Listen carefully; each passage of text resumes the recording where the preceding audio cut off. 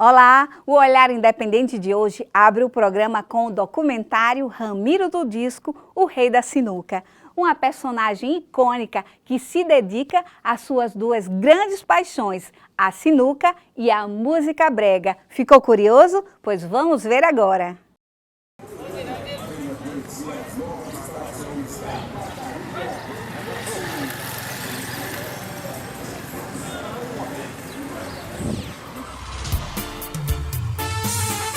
Segundo grande torneio de sinuca de Juripiranga, Paraíba, é neste dia 29 de março, a partir do meio-dia, com a seguinte premiação: 4 troféus. Organização Ramiro do Disco.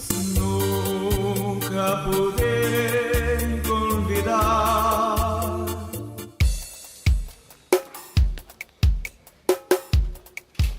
Eu sou de Pernambuco, Goiânia, Pernambuco. Então, por acaso, vim parar nessa cidade e estou aqui, classificado como Ramiro do Disco, o Rei da Sinuca.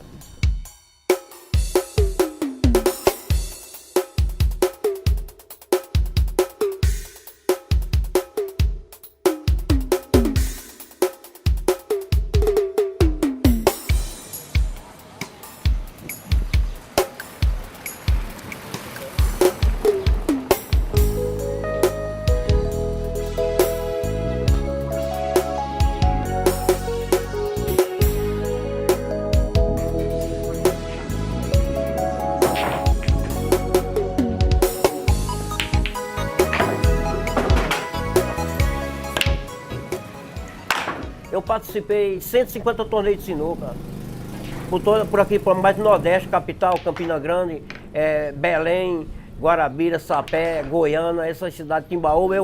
Eu fui vice-campeão de Tonhão Moto em 2 torneios, em 2015 e 2018, em Timbaúba, no Mocós. Chegamos a tirar 60 jogadores do torneio, só ficou eu e Tonhão.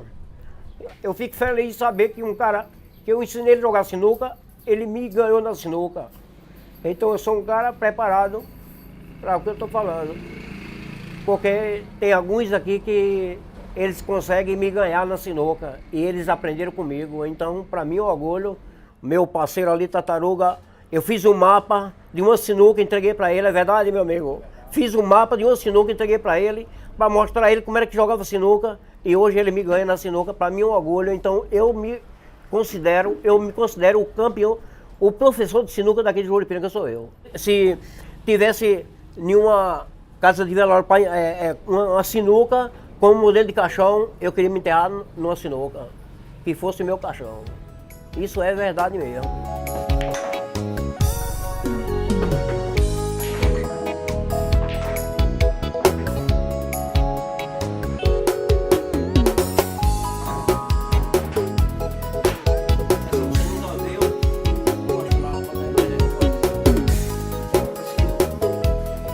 Precisa ter visão, habilidade, conhecimento, não se apavorar em jogo, não querer aceitar, não aceite briga em jogo, nem desafio, porque sinuca não é lugar de briga, sinuca é lugar de disputar quem é bom, quem é melhor e quem é mais fraco. A sinuca eu comecei com 5 anos de idade, estou com 72, faz 67 anos que jogo sinuca. Eu sou o cara mais velho, ao redor de uma mesa de sinuca sou eu não tenho outro mais que ele. Não acredito que tenha, não. Primeira sinuca. Comecei com 5 anos e os discos eu vim já depois de 15 anos, 10 anos, que comecei com a onda do disco. E foram muitas gravações, viu? Foram muitas coisas. Eu boiei com 4.500 vinil comprado na gravadora, Recife, Polo Disco. E lojas, várias lojas, aqui Disco, Eletropeça, Casa das Antenas, em Recife, como João Pessoa também. E aí vai. Olha, teve um disco que eu cheguei a oferecer um salário em valor desse disco e o cara não me vendeu, lá em Recife. O título do disco é O Quente, de Reginaldo Rossi. Eu cheguei a oferecer, encontrei esse disco, que eu nunca tinha visto, eu só via a marca, a referência do disco, mas não conhecia. Aí encontrei em Recife e ofereci, na época um salário era 60 cruzeiros, ofereci 2 salários e o cara não me vendeu o disco. Ficou mangando de mim. Ele disse que o dinheiro que eu ofereci, ele ganhava de gorjeta na rádio, em Recife. Então, eu sou um baita de um colecionador de brega. O cara só acredita se ele me contratar. Aí que ele vai conhecer o que eu tenho. Você nunca viu uma capa dessa? Que são jovens, vocês nunca viram. Só os pais de vocês e as mães de vocês que tiveram o prazer de conhecer essa história. O Teixeirinha também, ó. Então são a relíquia que você hoje só vê em filme, porque na praça você já não encontra mais. Todas as bandas de brega e todos os compositores de brega do Brasil, esses são meus favoritos, porque eu sou realmente enfeitiçado por brega. Todos os dias eu escuto e faço várias cópias de gravações para depois eu jogar na praça. Esse é meu esquema e vai ser reconhecido aqui em Juripiranga e no Brasil, que eu sou um fã de brega e sou um colecionador de brega. E vários cantores de brega do Brasil, muitos deles que me conhecem e me aceitam como eu sou um colecionador de brega.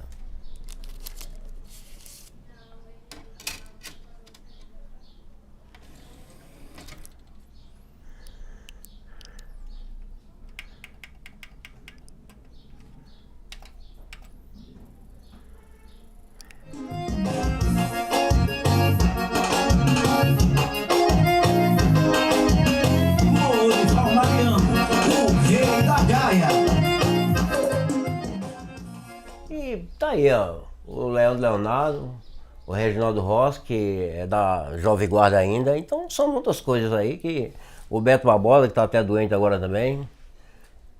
E são muitas coisas que vale a pena você guardar por recordação do que é bom, porque as coisas boas estão sumindo do mapa, né?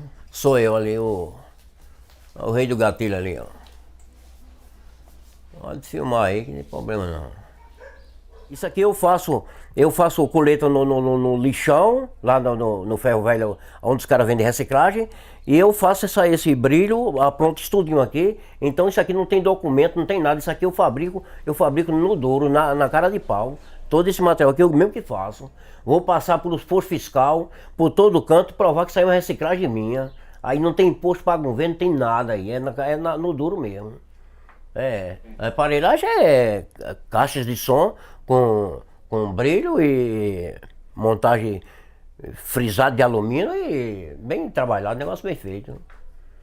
Hoje tem muitas coisas aí, pendagem, MP3, MP4, mas para mim, ao meu conhecimento, eu trabalhei com o Vendeu, a melhor gravação do mundo, vocês considerem isso aí, que a melhor gravação do mundo, do Brasil, se chama CD. 80% das músicas, das gravações de hoje, elas são reciclagens, elas não valem nada. Elas não têm aceitação no comércio. Elas não param mais do que. Elas não passam mais de 10, 15 dias no comércio em sucesso. Aí sai de linha, porque ninguém quer, ninguém aceita. As gravações tem qualidade, mas não tem letra. Brega é uma letra romântica que faz parte da vida de gente que ama, de gente que gosta do que é bom, realmente. Então esse eu chamo de estilo brega, porque na época que a Jovem Guarda era conhecido mais romântico, ou Jovem Guarda, mas não, a Jovem Guarda, as músicas românticas e o brega se torna a mesma coisa, é a mesma mensagem, é mensagem de amor, é mensagem de coisas boas, música boa. E eu tenho também para informar para vocês que eu conheço 2 tipos de música. É a música boa e a ruim. Eu trabalho com a boa. Eu trabalho com a boa.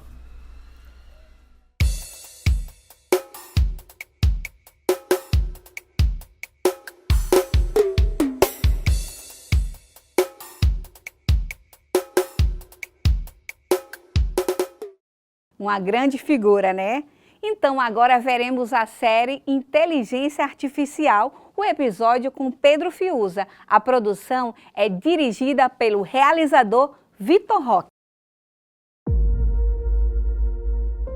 No momento, eu acho que o que a gente tem é uma grande produção de marketing sobre a ferramenta inteligência artificial. Qual é o papel da arte nisso? Ela é esse braço subjetivo que ela vai debochar e vai falar assim, inteligência artificial, sabe? Isso pode ser também Pode ser uma coisa massa, mas pode ser uma coisa... Pode ser uma bobagem. Eu posso quebrar a cara e realmente a inteligência artificial ser algo muito revolucionário que a gente não entendeu ainda, mas eu ainda acho uma bobagem. Eu, hoje, cético, desconfiado do jeito que sou, eu acho que a arte é âncora. É que fala assim, beleza, vamos pagar pra ver.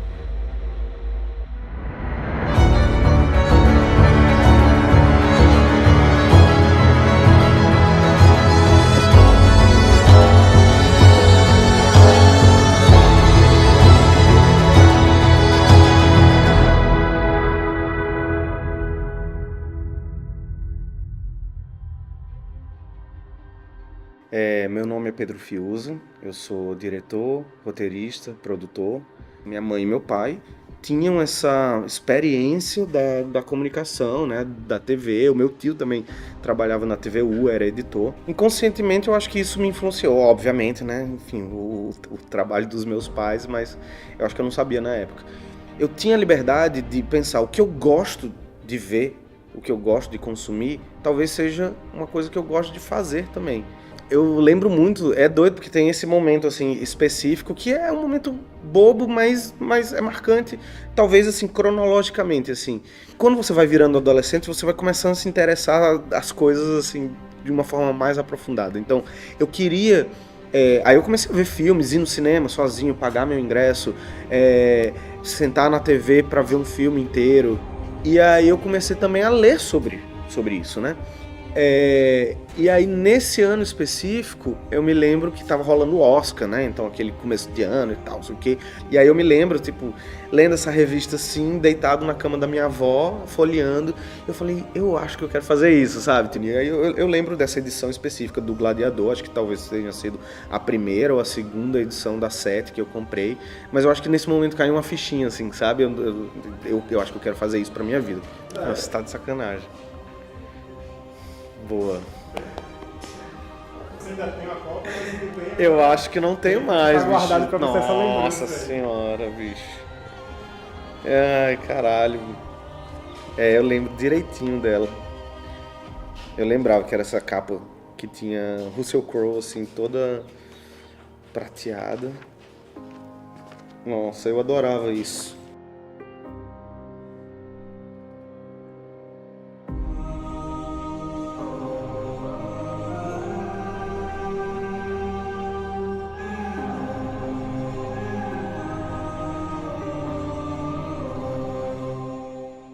E aí, depois que eu me formo, e agora como é que eu faço audiovisual, como é que eu faço cinema, como é que eu exerço, na verdade, né, minha profissão, que eu acho que é uma coisa que todo mundo passa. Eu e alguns amigos, né, nesse momento, Vitor Bezerra e Bruno Sarmento, a gente queria poder fazer filme, poder fazer videoclipe, poder trabalhar com audiovisual de uma forma autoral e criativa. E uma das coisas que a gente pensou foi, vamos fazer uma estratégia de trabalhar com audiovisual dentro da publicidade. Mas eu confesso que isso não durou muito tempo, assim. Com todo respeito à publicidade, eu me senti um pouco... Eu acho que os valores, assim, da área também não concordo, assim. E a área aqui, localmente, assim, não recebeu com a mesma... com o mesmo coração aberto que a gente tava. Foi ingrato com a gente. E aí depois, o próximo passo, eu fiz uma viagem também, que era para fazer um curso, e um curso do que eu queria fazer também, que era direção de atores para cinema e vídeo. Fiz esse curso em São Paulo, volto para Natal e vou tentar me juntar aonde tem gente fazendo cena, fazendo ficção, que é no teatro. No teatro eu descobri essa forma nova de trabalho, que você vai descobrindo, você vai criando, ao passo que o processo vai se desenrolando. Então a gente foi descobrindo o que a gente queria no processo. O cinema, acho que estava num hiato, os meus projetos de cinema. Em 2016, eu acho que a gente começa de novo, agora sim, fazer trabalhos autorais com a Casa da Praia, que é essa produtora que eu fundei. E aí a gente faz uma websérie chamada Dalton Web, que é uma criação de Matheus Cardoso, que estava entrando no Grupo Carmim, e ele traz para mim, convida a Quitéria, traz essa ideia de uma websérie. Agora, minha filha, eu ponho a cara no sol, mano, e não nego a minha feminilidade. É exatamente por isso que eu preciso de masculinidade na vida. Tá, aí o homem que eu te arranjei não é masculino? Não. Só por conta de umas florzinhas na barba? Exatamente. Tá na moda ser sensível, mostrar que é sensível. É chique ser fã. E aí a gente faz essa primeira obra, que é um marco na gente, porque é a primeira obra autoral, ficcional, da gente, que a gente começa realmente a fazer o audiovisual que a gente pensou lá atrás. 12 anos depois, a gente começa a pensar, a funilar mais para o cinema. Então, a gente já tem cerca de 13 filmes lançados, um longa-metragem também de nenhum orçamento, assim, de baixíssimo orçamento. É inútil querer impedir o fluxo e me ponho a ver com os meus ouvidos. Ao mergulhar na imagem, ao adentrar os espaços, desconfiguro tudo.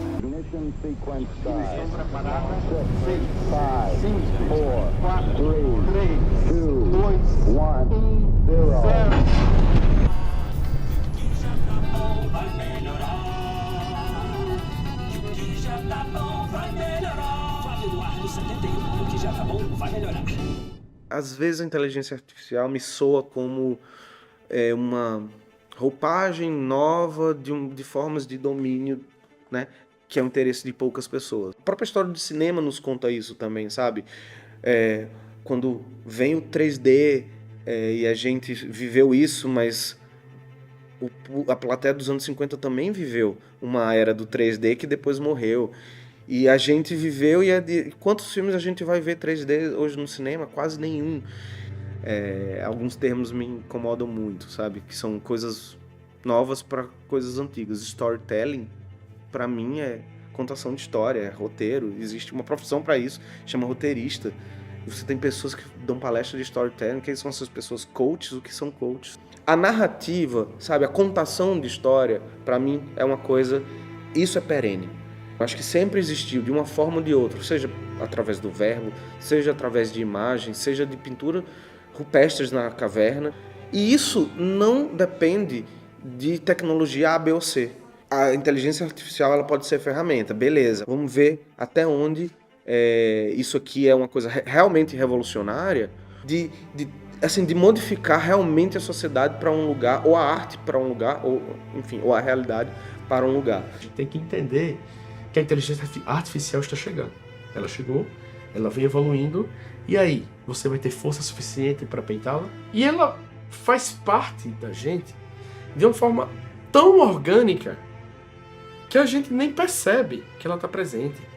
Então você tem essa coisa do imediatismo. Tornou-se aceito com que a gente reduzisse o nosso padrão artístico, vamos colocar assim, esse padrão de refino, para que eu tivesse uma prioridade nesse conteúdo. Porque eu preciso produzir mais. A ansiedade está muito na cara, que é por esse aumento da quantidade de conteúdo, desse aumento das mídias que a gente tem. Será que, nesse sentido, o mundo contemporâneo não cria armadilhas para ele mesmo? Porque ele tem que produzir as coisas muito rápido. Ele vai ter inteligência artificial que produza tão rapidamente as coisas tão boas para o nosso olho e que sejam consumidas e que acompanhe o desejo da pessoa, que vai ver assim, beleza, enjoei, então agora eu quero ver um outro tipo de conteúdo. A inteligência artificial vai ser capaz de criar? E é uma ameaça, porque assim, muitas vezes você se preparou anos, décadas para aquilo que você está. Conhecimento técnico, um repertório para você montar a sua base de criatividade. Se você estiver na área privada, os clientes que você formou, o nome que você tem, e você chega com ferramentas que vai dar atalhos para pessoas que não percorreram todo esse caminho, que talvez eles consigam chegar lá onde você está mais fácil. O seu trabalho pode ser substituído pela inteligência artificial, então esse é o medo. Esses são os fatores, são os gatilhos que vão disparar essa preocupação. Mas sabe uma coisa que me deixa muito tranquilo? Não vai ficar bom. Material humano é um material... Porque quem vai consumir isso... Eu fico pensando, e se alguém desligar o botão e falar assim, a partir de hoje não existe. Tudo que foi produzido de conteúdo nessa plataforma, se alguma pessoa quiser, desliga e ela para de existir. É perigoso isso que eu estou dizendo, porque pode ser que a gente pague para ver e se lasque. E aí quando vocês falam no cinema, aí que eu acho que tudo fica mais complexo ainda, porque aí como é que você vai criar um filme inteiro com inteligência artificial, sabe? Do roteiro à pós-produção. Algo vai sair ruim, porque a gente erra e a máquina também vai errar.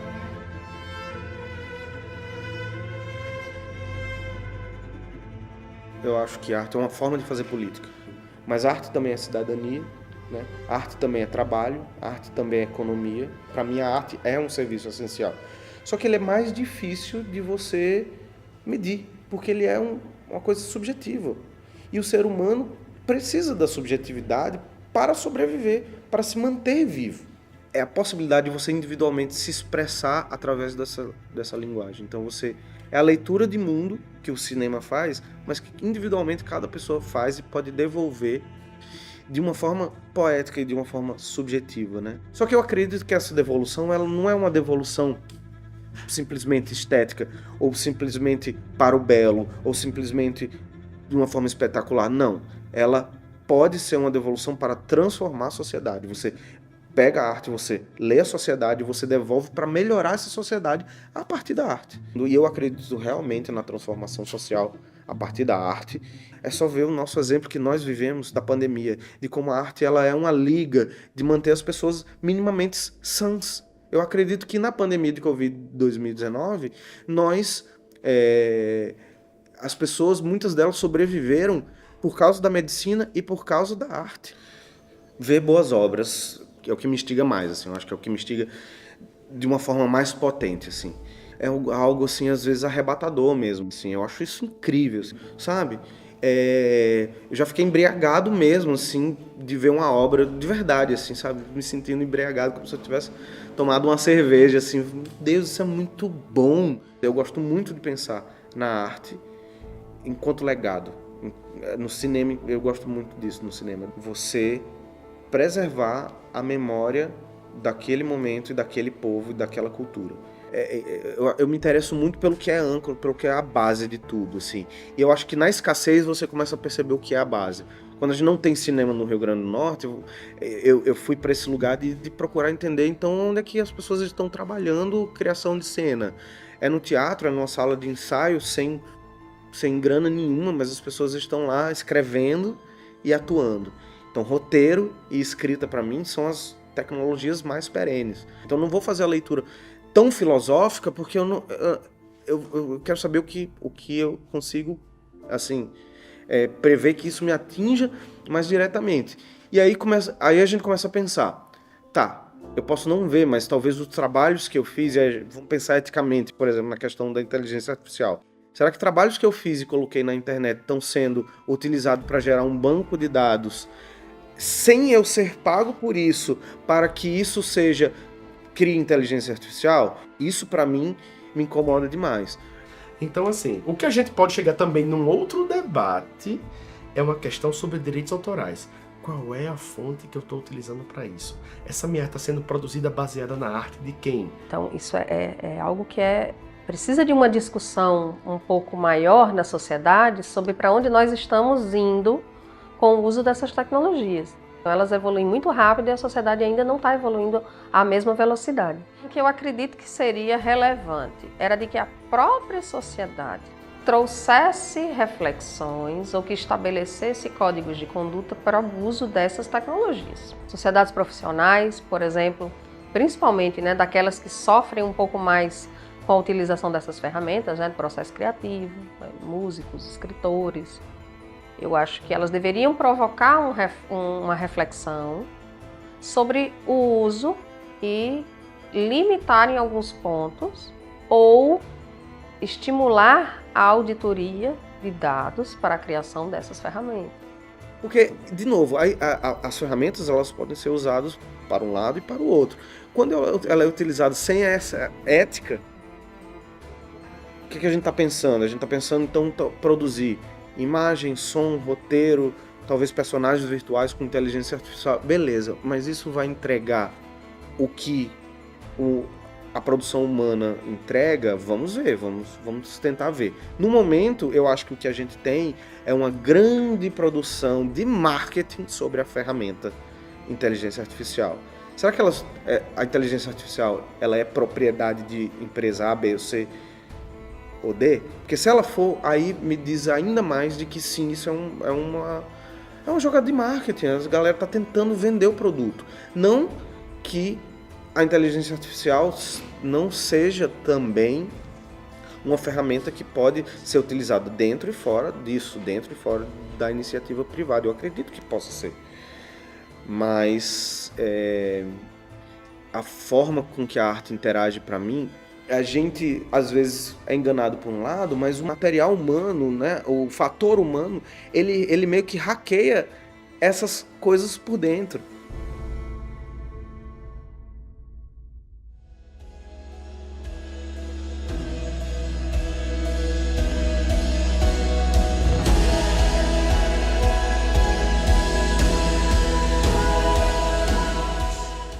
Quer exibir seu filme aqui na TV? Entre em contato conosco através do QR Code aqui na tela ou no nosso Instagram, Olhar Independente TVU. E a gente se espera na próxima semana com muito mais produção audiovisual. Tchau, tchau!